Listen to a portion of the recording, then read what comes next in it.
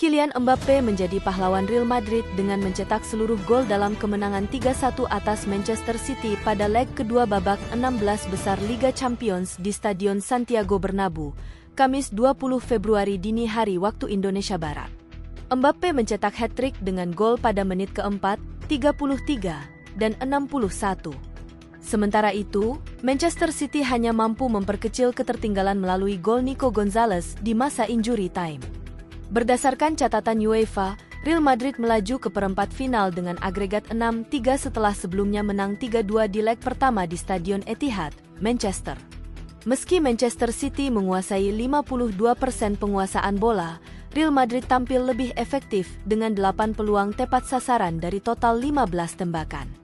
Madrid unggul cepat ketika Mbappe menyambut umpan Raul Asensio dan menggetarkan gawang Ederson Moraes pada menit keempat.